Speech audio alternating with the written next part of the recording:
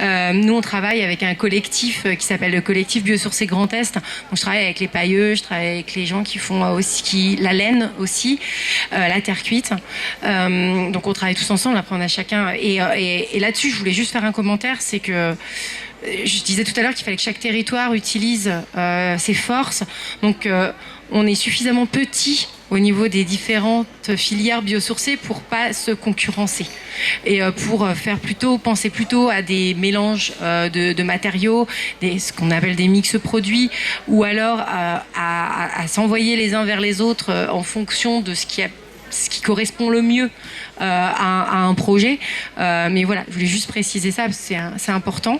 Pour ce qui est, alors je sais pas à quand remontent vos essais pour récupérer de la chaîne vote, parce qu'effectivement directement aux fournisseurs, donc à l'entreprise, pour un particulier, je pense que c'est assez compliqué. J'en doute pas, parce qu'ils ont des clients, les commandes sont prévues à l'année en fait, donc c'est une plante qu'ils cultivent, ils font pas des stocks pour 10 ans, donc en fait ils planifient à 5 ans leur surface en fonction de ce que leur demandent leurs clients, et ils ajustent en fonction de ça. Donc je sais que cette année il y avait une petite tension sur le marché de la chaîne vote, donc ça me surprend pas qu'en tant que particulier pour vous soit compliqué d'en avoir.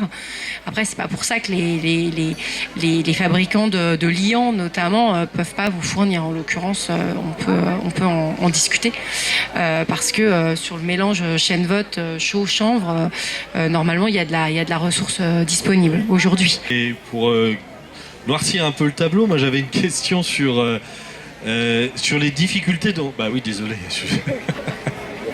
C'est mon boulot cet après-midi. Non, mais on entend beaucoup parler de problèmes d'approvisionnement de matériaux en ce moment. Approvisionnement sur le bois, et ça a été évoqué dans des questions, enfin sous-entendu dans certaines questions dans le public, dans ce que vous avez pu répondre. Problème d'approvisionnement dans le bois, dans les isolants, etc.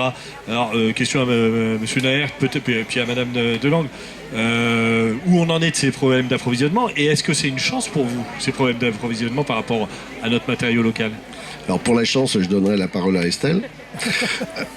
Concernant effectivement l'approvisionnement en bois par exemple, et c'est pas fini parce que effectivement qu'est-ce qui se passe actuellement? On est en train de réfléchir, enfin le monde de l'industrie est en train de réfléchir à l'industrialisation en bois, de construction bois. Donc ça veut dire ce qu'ils appellent la construction hors site, c'est-à-dire en usine. Alors ici on a des gens qui font du préfabriqué qui sont très performants dans ce domaine, en bois et métal.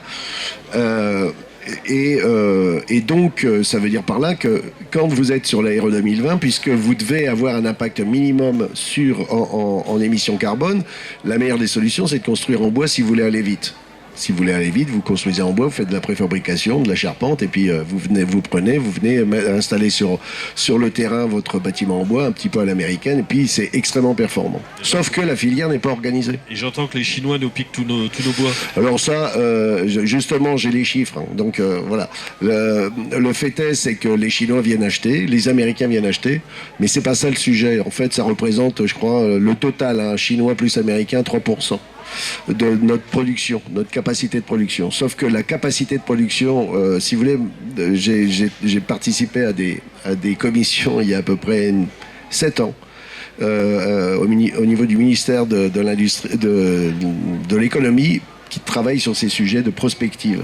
Et je leur disais déjà, il va y avoir un sacré problème d'effectifs dans le bâtiment, mais il va y avoir aussi un sacré problème d'organisation de la filière forestière. Ben, ça n'a pas bougé. Donc, ce qui veut dire par là que de toute façon, ce qui va être intéressant là, c'est que même si le hors-site va se développer, il ne se développera pas plus de une quinzaine de % maximum d'ici 5-6 ans. Le hors-site La construction préfabriquée en bois. Ça ne se développera pas plus de 15 à 20% d'ici 5-10 ans si c'est organisé. Et c'est pas organisé aujourd'hui. C'est-à-dire qu'aujourd'hui, ceux qui font du hors-site vont chercher leur bois en Autriche, alors que la plus grande surface forestière européenne est française.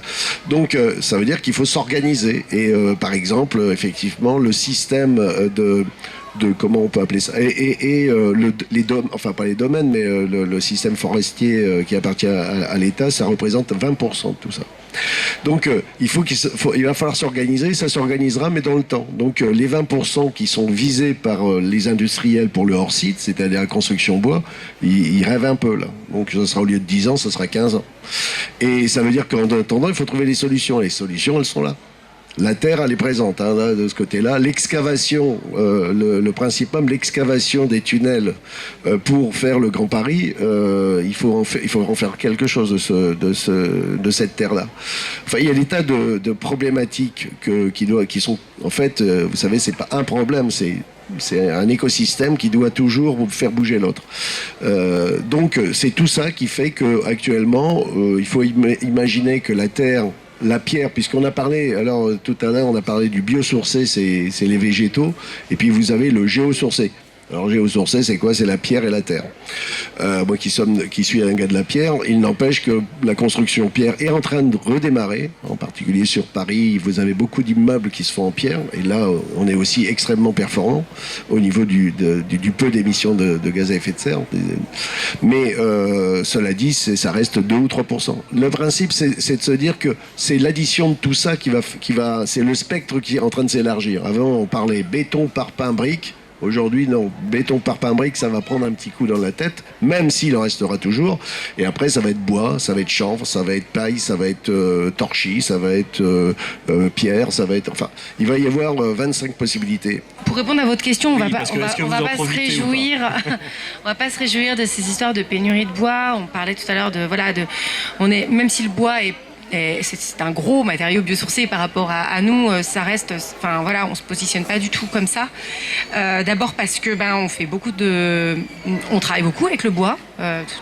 Aujourd'hui, le gros des systèmes constructifs chanvre, c'est bois chanvre quand même, donc on a besoin du bois. Par contre, effectivement, le problème du bois, c'est aussi un problème de transformation. C'est que la première, deuxième transformation, elles se font pas forcément en France. Donc c'est un peu le même problème que nous, ce qu'on peut trouver au niveau du chanvre, oui, actuellement. Et c'est ça que nous, on veut éviter de reproduire, justement, au niveau du chanvre. Donc ce qui se passe actuellement, nous, on l'observe avec beaucoup d'attention, parce que justement, quand je disais tout à l'heure qu'au niveau du pôle européen du chanvre, on veut absolument... Alors la première transformation se fait au niveau des chanvrières, mais derrière, ça part à l'export. Justement, c'est ça qu'il faut absolument qu'on arrive à rapatrier chez nous pour éviter. Donc non, c'est pas forcément une bonne nouvelle. Maintenant, on n'a pas les mêmes enjeux. Le chanvre est une plante annuelle, donc c'est pas du tout les mêmes problèmes le bois a quand même le problème de la durabilité de la gestion des forêts, etc., qui est quand même central, que nous, on a différemment. On a la question de l'étalement des surfaces, jusqu'où on peut aller, combien de surfaces on peut faire en chanvre aujourd'hui. Mais franchement, on a de la marge. Je ne l'ai pas avec moi. Si j'avais su, je vous aurais amené la carte de production de chanvre en France au fin du 19e siècle. Il y en avait partout, absolument partout. Et elle a presque disparu au milieu du 20e siècle. Il n'y a que dans l'Aube qu'elle n'a pas disparu. Donc on a de la marge. Donc aujourd'hui, des fois, il y a des petites tensions, parce que, je ne l'ai pas dit aussi, mais ce qu'il faut quand même savoir, ce qui est fondamental au niveau du chanvre, c'est qu'on utilise tout dans la plante, de la tige, la graine, bientôt probablement la feuille pour tout ce qui est cosmétique, alimentation, etc. Donc le modèle économique des coopératives agricoles que sont les chanvrières, il repose fondamentalement sur la valorisation de l'intégralité de la plante. Donc pour tout l'enjeu, oui, il y a une grosse demande du bâtiment, mais c'est une partie de la plante, et il faut qu'on puisse valoriser le reste de la plante en textile, notamment dans l'isolation pour la fibre, ou la graine dans les cosmétiques ou dans l'alimentation, pour que les agriculteurs y trouvent leur compte. Donc il y a cet équilibre économique à conserver, mais voilà, aujourd'hui la tendance, elle est à la hausse, il y a de la demande, et les chanvrières s'organisent pour augmenter les surfaces et répondre à la demande.